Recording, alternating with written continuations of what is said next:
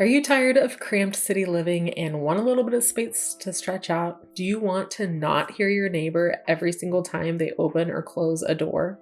What if you could have the land and space you always dreamed of with the home to match? Let's dive into 5 tips that I have for you to help you find the perfect spot in Oklahoma. I'm Marcie Billen and I am a real estate agent here in the Oklahoma City metro. I've made over 200 videos on my channel, and a lot of times people like you reach out to me so that I can help you find homes on land. Like, that's what most people are looking for when they move from places like California, Arizona, and Washington State. Of course, my first question when people ask me to help them find land and homes with land is, how much land do you want? And in this video, I'll show you a few different areas where you can get some homes or a home with land. I'll mostly cover homes with 1 acre, 5 acres, or 10 acres. So that brings us to tip number 1. How much land do you actually want? I'll be honest with you, a lot of people that come to me asking for 5 acres. And a lot of times they end up settling for 1 acre. And here's the reason. When you see the enormity of 5 acres, I've seen some people go like, man, that's a lot. I'm not really sure if that's how much I need or not. When some of my buyers see 1 acre, a lot of times they think, man, that's probably enough. Like, it's far enough away from my neighbor where I'm not hearing them close their doors, where I don't hear them in the backyard. But that's totally a personal preference. There are a few different reasons why I see people purchase land. The first one, of course, is space and privacy. The second is usually like homesteading or hobby farming. Some people want horses or large animals. Some people want to shop so they can work on their cars or their boats. And a lot of people want to go hunting. Usually the first step in figuring out how much land you actually want or need is going to be looking at your budget. You need to see if your budget aligns with the types of things you're wanting to do on your land. Tip number 2. How do you look for listings? Where do you look for listings? So recently I met with some brand new clients from Arizona. And before they sat down for coffee with me after I had a really terrible airport experience getting back home from somewhere, we sat down and they said they had been driving in like Piedmont and Yukon and they really liked those areas because they could get a house with 1 acre or even a ½ acre and have a shop. And I said, okay, great. Have you also thought about these other areas? And I named off places like Noble, Washington, Newalla, Choctaw, Jones. And they said they hadn't thought about them and didn't even know they existed. So what I did was I put together 10 addresses for them and they were able to drive those addresses and see that while these areas that I pointed out are wildly different, they're very treed, they're kind of rolling hills, as opposed to like Piedmont and Yukon, which is a little bit more flat and square, I would say. They said, man, like this is the type of place we're looking at. Like, this is what we would want. There are options for 1 acre, 5 acres, 10 acres up in Piedmont. And there's also options like that in Choctaw, Jones, Newalla, Blanchard, Newcastle, etc. So I wanted to show you 5 different properties that are on the market today at the time of filming, so they may not be available later on, that I am really loving and I think would be really good options. And they're also pretty affordable homes that are for sale here in Oklahoma. So the first one is 17,395 240th Street in Washington, Oklahoma. That is a lot of numbers, I understand.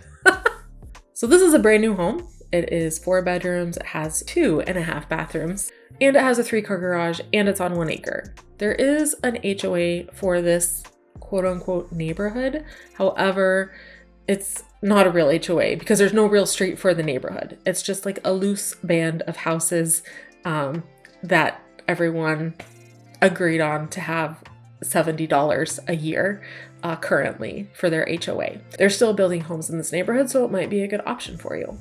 17,291 Cottonwood Court is another option. So this is a much older home. It has 3 bedrooms, 2.5 bathrooms, and it's on a little over 1 acre, and it already has a shop on it. It's got some beautiful trees, things like that, and it's only $280,000. 3301 Enterprise Drive is actually in Norman, Oklahoma. So Norman is the 3rd largest city in Oklahoma, so it has a lot of amenities. This home is on the market for $414,000 and it is on 10 acres. It does already have a shop and it has 4 bedrooms and 2 bathrooms. 2256 County Road 1270 is a house in Blanchard, and I think it's amazing, and it's because it's got a couple of ponds behind it. This home is on the market for $377,000 and it's on an acre. And it has a 3-car garage. And then I also have this one in Noble. It's actually on 10 acres. Noble is a little town south of Norman. This is a bit of a fixer, but it does have 2,500 square feet and 4 bedrooms, 2 bathrooms, a 2-car garage, and some outbuildings and a lot of trees. These are just a few options, and there's honestly a lot of options. One of the options that people look at frequently with me for 1-acre lots is going to be new builds, because we have a lot of them. I do have a link below in the description of active homes that are on an acre or more that you can look at that are in Oklahoma City. That's right, in Oklahoma City or around Oklahoma City in some of these towns that I've been talking about. So you can go check out that link. It's in the description below. If you are thinking about buying or selling a home in Oklahoma, would you give me a call? I would be thrilled to help you. Something that comes up a lot when I'm talking to people about them wanting to purchase a home with land is how close the amenities are. Now, for all the houses that we've talked about today, the Walmart is pretty close. Walmart is our most prevalent grocery store here in Oklahoma.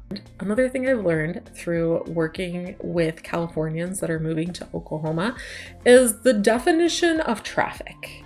So for many Californians, Arizonans, people from Washington State, traffic to you is different than traffic to me.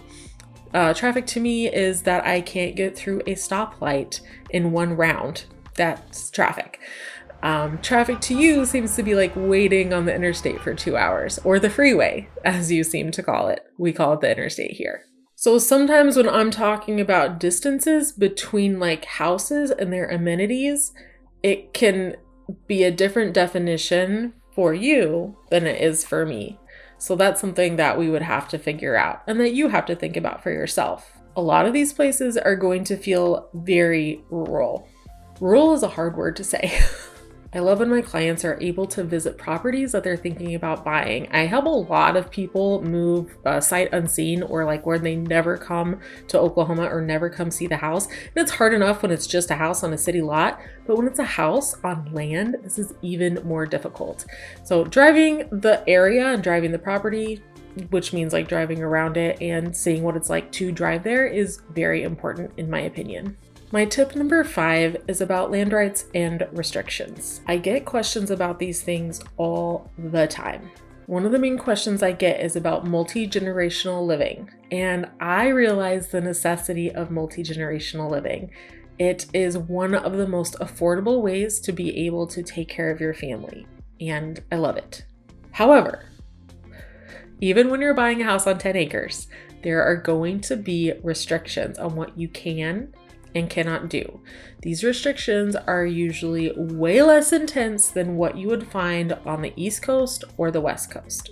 For instance, in many cases, you cannot put 2 houses on one piece of land. You just can't do it.